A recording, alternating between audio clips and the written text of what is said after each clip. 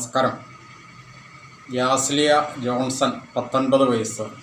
നമ്മൾ കഴിഞ്ഞ ദിവസം ഇതിനെപ്പറ്റി ചെറിയൊരു വീഡിയോ ചെയ്തിരുന്നു.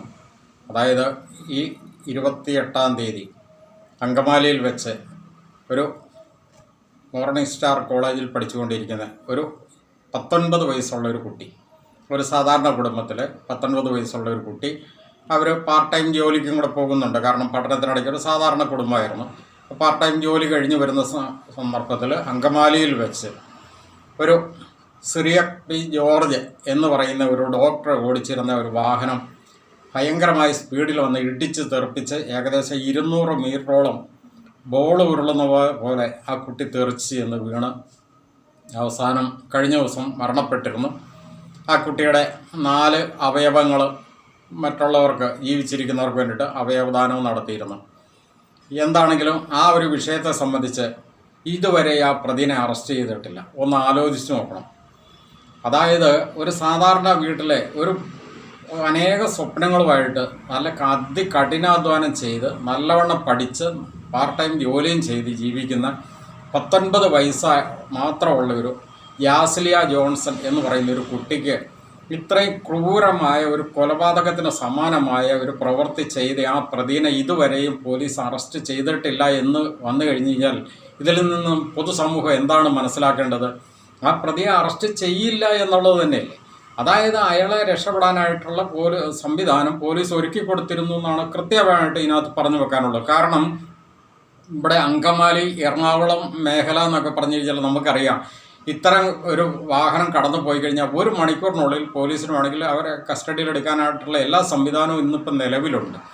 ഇന്നിപ്പോൾ 6ാമത്തെ ദിവസമായിട്ട് പോലും ഇതുവരെയും ആ പ്രതിനെ അറസ്റ്റ് ചെയ്തിട്ടില്ല. ഇപ്പോൾ ലുക്കൗട്ട് നോട്ടീസ് പുറപ്പെടുവിച്ചിട്ടുണ്ട്. ഇപ്പോൾ പോലീസ് പറയുന്നത് ഞങ്ങൾ സ്പെഷ്യൽ ടീമിനെ നിയോഗിച്ചിട്ടുണ്ട്, അതുപോലെ തന്നെ പ്രത്യേക വകുപ്പുകൾ ചേർത്തിട്ടുണ്ട് എന്നൊക്കെ പറഞ്ഞുകൊണ്ടാണ് പോലീസ് ഇപ്പോൾ പറഞ്ഞ് ഇങ്ങനെ ന്യായീകരിക്കുന്നത്. പക്ഷേ കൃത്യമായിട്ട് നമുക്കറിയാം, ഈ സിറിയക് പി ജോർജ് എന്ന വ്യക്തി അവൻ കോട്ടയം ജില്ലയിൽ അതിരമ്പുഴക്കാരനാണ്.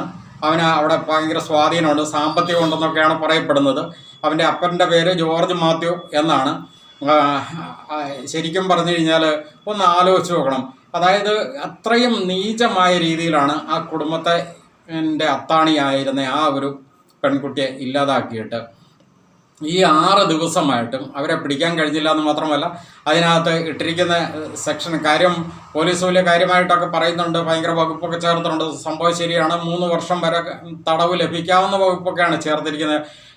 BNS അണ്ടർ സെക്ഷൻ 105 പ്രകാരമാണ് കേസിട്ടിരിക്കുന്നതായിട്ടാണ് ശരിക്കും പറഞ്ഞു കഴിഞ്ഞാൽ ഈ നോട്ടീസിൽ കാണുന്നത്. പോലീസ് ലുക്കൗട്ട് നോട്ടീസ് പുറപ്പെടുവിച്ചിട്ടുണ്ട്. Angamaly police station crime number 337/2026 under section 105/105 BNS പ്രകാരമാണ് കേസ് ഇട്ടിരിക്കുന്നതെന്ന് പറയുന്നത്. ഈ BNS പ്രകാരമായിട്ടുള്ള കേസിനകത്ത് ഇത്ര വലിയ കുറ്റമൊന്നും കാര്യമായിട്ട് ഇവിടെ നിയമവ്യവസ്ഥയിൽ പറയുന്നില്ല. കുറ്റകരമായ അക്രമം അത്രേ ഉള്ളൂ അതിനകത്ത്. ശരിക്കും പറഞ്ഞാൽ 3 വർഷം വരെ തടവോ പിഴയോ 2 കൂടിയോ ലഭിക്കാമെന്നുള്ളൂ. 3 വർഷം വരെ എന്ന് പറഞ്ഞു കഴിഞ്ഞാൽ ചിലപ്പോൾ 6 മാസമാവാം. അതുപോലെ തന്നെ ചിലപ്പം ഒട്ടും തടവുണ്ടാവണമെന്നില്ല. ശിക്ഷ എന്തെങ്കിലുമൊക്കെ, പിഴ എന്തെങ്കിലുമൊക്കെ. കാരണം ഇവർ നൽകുന്ന കുറ്റപത്രത്തിൻ്റെ അടിസ്ഥാനപ്പെടുത്തിയിട്ടാണല്ലോ സ്വാഭാവികമായിട്ട് കോടതി ശിക്ഷ വിധിക്കുന്നത്. അപ്പോൾ ഈ അണ്ടർ സെക്ഷൻ എന്ന് പറഞ്ഞാൽ ഇത്രേ ഉള്ളൂ. ആ സെക്ഷൻ്റെ വിശദീകരണം എന്ന് പറയുന്നത് ഒന്ന് ശാരീരികമായി ഉപദ്രവിക്കുക, അല്ലെങ്കിൽ ശാരീരികമായി ഉപദ്രവിക്കാൻ ശ്രമിക്കുക, അതും അല്ലെങ്കിൽ ശാരീരിക ഉപദ്രവത്തിൻ്റെ ഭീഷണി ഉയർത്തുക, ശാരീരികമായി ഉപദ്രവിക്കുന്നതിന് ഭീഷണി ഉയർത്തുക, അതും അല്ലെങ്കിൽ വ്യക്തിയുടെ സ്വത്തിന് നാശം വരുത്തുക, അല്ലെങ്കിൽ നാശം വരുത്താൻ ശ്രമിക്കുക. ഇത്രയും കാര്യങ്ങളേ ഉള്ളൂ.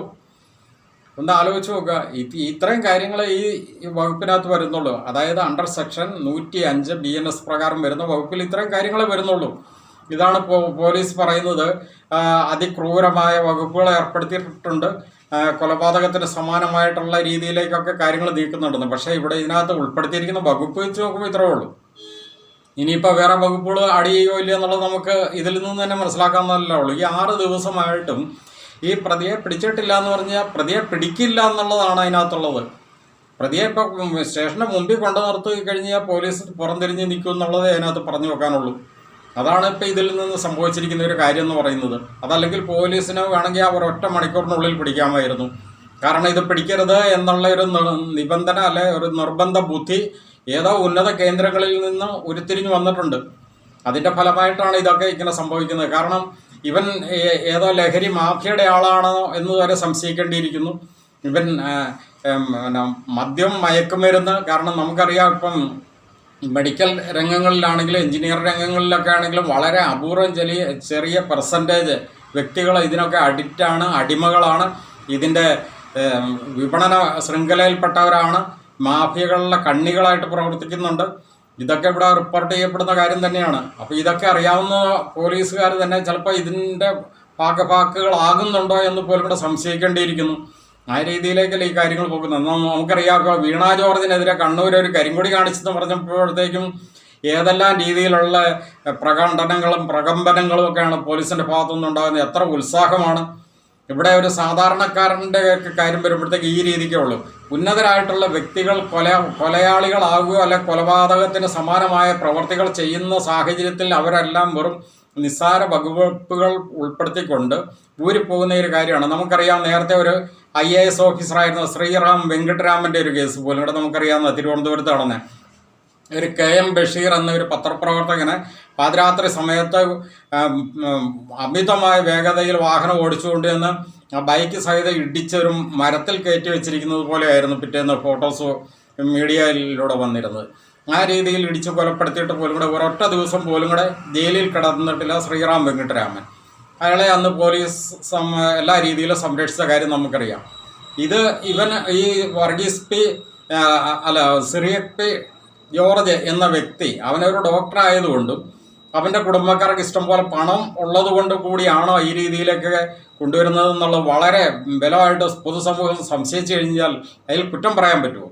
ആ മരണപ്പെട്ടു പോയ പെൺകുട്ടിയുടെ അവയവങ്ങളൊക്കെ ഓരോരുത്തർക്ക് ദാനം ചെയ്തു, 4 പേർക്ക് ദാനം ചെയ്തു. നല്ല കാര്യം എന്ന് വേണമെങ്കിൽ നമുക്ക് ആശ്വസിക്കാം. ഏതായാലും അത് മരണം സംഭവിച്ചു. അതിൻ്റെ ശരീരത്തുണ്ടായിരുന്ന ഉള്ള അവയവങ്ങളൊക്കെ വേണ്ടപ്പെട്ടതൊക്കെ കീറിയെടുക്കുകയും ചെയ്തു. അത് ഓരോരുത്തർക്കും കൊടുക്കുകയും ചെയ്തു. അത് അവരുടെ ഉദാര മനസ്ഥിതിയുണ്ട്, അല്ലെ അവരെ ഉദാര മനസ്ഥിതിയിലേക്ക് എത്തിച്ചതാണോ എന്ന് പറയും. ഇത് സ്വാഭാവികമായിട്ട്, കാരണം ആ ഒരു സന്ദർഭത്തിൽ കുട്ടിയോടുള്ള ഒരു സിമ്പതി വെച്ച് മറ്റുള്ളവർക്ക് ഉപകാരപ്പെടുമെങ്കിൽ നല്ലതല്ലേ എന്ന് പറയുമ്പോൾ സ്വാഭാവികമായിട്ട് സാധാരണക്കാരായ ജനം അതിനകത്തേക്ക് വീണ് പോകുക എന്നുള്ള ഒരു സർവ്വസാധാരണ സംഭവമാണ്. അതൊരു നല്ല കാര്യമായിട്ട് നമുക്ക് കരുതാമെങ്കിൽ പോലും കൂടെ ഈ ഡോക്ടർ എന്ന് പറയുന്ന ഈ നരാധമൻ്റെ, അങ്ങനെ തന്നെ പറയാനായിട്ട് തോന്നുന്നതൊക്കെയുള്ളൂ, ഈ നരാധമനെ ഇത്രയും കാലമായിട്ടും അറസ്റ്റ് ചെയ്യാത്ത ഈ 6 ദിവസം കഴിഞ്ഞിട്ടും പോലീസ് തൊടാതിരിക്കുമ്പോൾ ഇതിനകത്ത് പോലീസ് അറസ്റ്റ് ചെയ്യുന്നില്ല എന്നുള്ളതല്ലേ അവിടെ വരുത്തി തീർത്തിരിക്കുന്നൊരു കാര്യം. എത്ര അപഹാസ്യമാണിത്!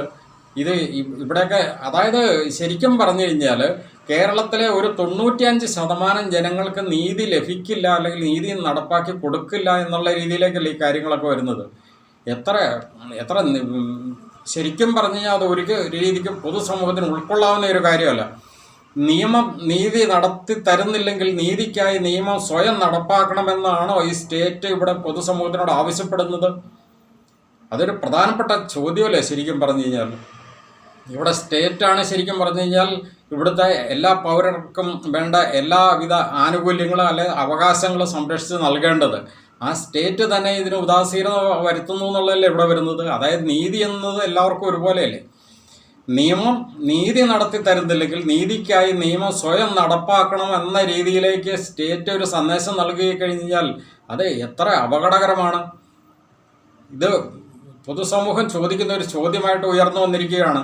എന്താണെങ്കിലും ശരി, ഇതിനകത്ത് ആ കുട്ടിക്കും ആ കുട്ടിയുടെ മാതാപിതാക്കൾക്കും ഇവിടെ പൊതുസമൂഹത്തിലും ആ കുട്ടിക്ക് വേണ്ടി ശരിക്കും പ്രവർത്തിക്കുന്ന, അല്ലെങ്കിൽ ആ കുട്ടിക്ക് നീതി നടപ്പാക്കി കിട്ടണമെന്ന് ആഗ്രഹിക്കുന്ന പൊതുസമൂഹത്തിനും വേണ്ടിയിട്ട് എത്രയും പെട്ടെന്ന് സ്റ്റേറ്റ് ശക്തമായിട്ട് ഇടപെട്ടില്ല എന്നുണ്ടെങ്കിൽ പൊതുസമൂഹത്തിൻ്റെ നീതിബോധമുള്ള പൊതുസമൂഹത്തിൻ്റെ ജനവികാരം അതിശക്തമായിട്ട് ഉയർന്നു വരിക തന്നെ ചെയ്യും എന്ന് പറഞ്ഞുകൊണ്ട് നിർത്തുന്നു. നന്ദി.